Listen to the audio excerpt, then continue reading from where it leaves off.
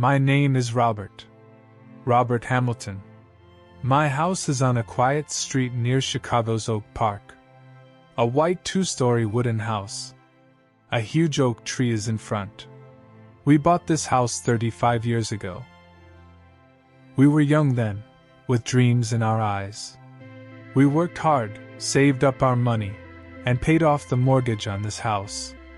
We thought that once the mortgage was paid off, this house would be ours. Today, the house is mine. I owe nothing to the bank. What a strange irony of time. Now I don't think of this house anymore. It feels like it's a huge coffin made of bricks and wood, in which I die a little bit every day. Elizabeth died exactly 1 year ago today. I count the days, not on the pages of the calendar, but in my every breath. We believe in moving on very quickly. My colleagues tell me that you have to be strong. Life doesn't stop. They are right. Life never stops. Everything goes according to plan. It's just me in this house, stopped in a strange time. Every morning I wake up on habit, reaching out to the right side of the bed. For the last 4 decades, it has been Elizabeth's place. My hand went there. That touch started my day. In the past, mornings I started with the smell of coffee. Elizabeth woke up before me. The sound of the coffee maker greeted me. She stands in the kitchen and sings a song.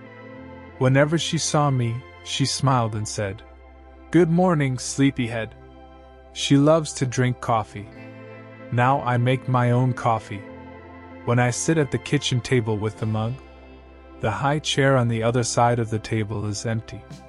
I still can't accept the emptiness. Sometimes I say to myself, "Liz, will it snow today?" I wait for a few seconds, waiting for an answer, but no answer comes. This beautiful kitchen was Elizabeth's pride. The living room in our house is much larger. Above the fireplace is our wedding picture. Next to it is our daughter Sarah's graduation picture. Sarah now lives in California. She can't come more than once a year due to her hard work. We talk on video calls. She says, "Dad, why don't you sell the house? It's hard for you to maintain such a big house alone. You can come to me in California." The girl doesn't understand. She thinks the brick walls are the cause of my suffering. She doesn't know that these walls are my only support now. We spent many memories on this living room couch. She was asleep with her head on my shoulder, watching old movies on TV. Now I sit alone on that couch. The TV is on, but I don't watch. I just try to feel him there. He is right next to me. He'll hold my hand. But no one holds my hand. American homes often have basements. I have one too. That was my man cave or workshop. I used to work there, and Elizabeth would call out from above, "Bob, dinner's ready." I can't tell anyone how much I miss hearing that call. I don't go down to the basement anymore. The silence there is even heavier than upstairs. The hardest time is in the evening. Everyone in our neighborhood comes home from work. You can hear cars pulling up on the porch and children laughing. Jim and his wife next door are sitting on the porch drinking wine. I watch from behind the window curtains. I don't feel jealous, but my heart is pounding. Elizabeth took great care of the garden. Under the oak tree behind the house, she had planted tulips and daffodils of various colors. The flowers had bloomed last spring. I knelt down and stroked the flowers. It seemed to me that Elizabeth was smiling at me. But the weeds were so merciless. My arthritis and age had prevented me from keeping the garden clean. Her hobby garden was overgrown with weeds. When I looked out the window at that forest, it seemed as desolate as my life. I felt guilty. I felt like I couldn't hold on to even the memory of her. Memories and guilt. These two things kept me up at night. Did I give her enough time? I had spent my whole life chasing my career. I had worked overtime, and I had gone on business trips. I thought that if I saved up dollars, our future would be beautiful. After retirement, we would go on a European tour and spend a vacation in Florida. In my obsession with building a future, I had neglected the present. How long has she been saying, "Robert, will you come home a little early today? We're going for a walk at the lakeside." I said, "Sorry, honey, I have a client meeting today." I have no clients today, no meetings. Endless time. But the person I was supposed to spend that time with is lying underground. Now it seems that those meetings, those promotions, all of it was meaningless. If I could, I would buy just one afternoon with all my life savings. That afternoon, the day she wanted to walk at the lakeside. Her shadow is in every corner of the house. When I stand in front of the mirror hanging on the wall in the hallway, I remember her. She is standing here, giving lipstick. I would come up behind her and look at her. She would look into my eyes through the mirror and smile shyly. Now the mirror is just a reflection of a devastated old man. The bottle of shampoo she used to use is still in the bathroom. A half-finished bottle. I didn't dare to throw it away. Sometimes I open the bottle cap and smell it. The smell of lavender. For a moment, it feels like he's just gotten out of the shower. But then reality hits me. The towel is dry. There's no steam in the bathroom. No one with a partner can understand the pain of eating alone at the dining table. A sandwich or a little soup, stuck in the throat. She doesn't want to. I swallow it just to survive. Sometimes I want to set 2 plates. I put food on her plate. Then I talk to myself. "You know, Liz, Jim came today. His dog is sick. Sarah called. He misses you." I wait for an answer. The silence of the house answers me. If I hadn't done this crazy thing, I might have really gone crazy. Night falls. When night falls in these American suburbs, there is a pinprick silence.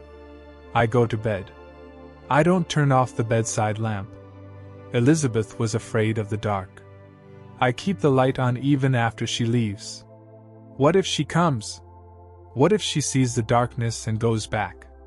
I am an American, but my pain is not about a specific country. It is the pain of loss. People make a house or a home. Not the furniture, not the bank balance, not the interior decoration. A house is made by waiting. Someone is waiting for you at the end of the day. This feeling is home. The day the doctor from the hospital told me, "She's dead, Mr. Hamilton," I didn't just lose my wife.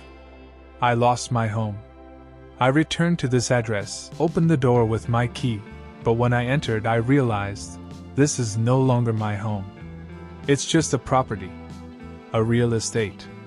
There's a roof here that keeps out the rain, there are walls that keep out the wind, and there's a heating system that keeps out the cold. But nothing can stop this bone-chilling loneliness inside me. Sometimes I sit in the garage with the car started.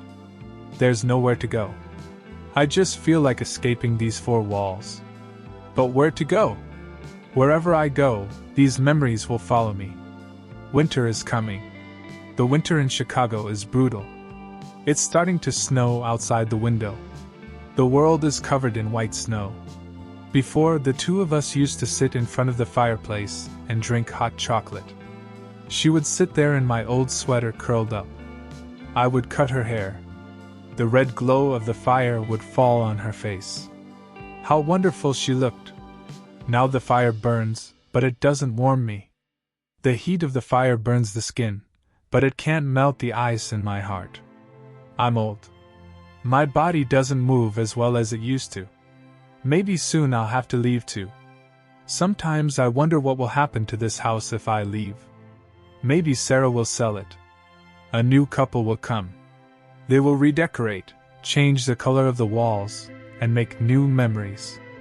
Elizabeth's memories, my memories, all will be erased. But as long as I live, this house will be a sacred tomb to me. Here I walk, but no one wakes up at the sound of my footsteps. Here I cry, but no one wipes my eyes. People say, time heals all things. Time heals everything. Wrong. A blatant lie. Time only teaches us to endure pain. Time paralyzes us so that we can no longer move. I have now come to terms with this loneliness. I, Robert Hamilton, an American citizen, tell you today, love is not just saying I love you. Love is being there. Holding on. Because once you let go, you can't catch up. Even if there are 1,000 houses, you are actually homeless. I don't have a house now. I live in a building where memories roam like ghosts. I still live in this house. Same roof, same walls, same door. But the truth is very simple. After my wife died, this house was never a home again. I hope the story has conveyed your feelings.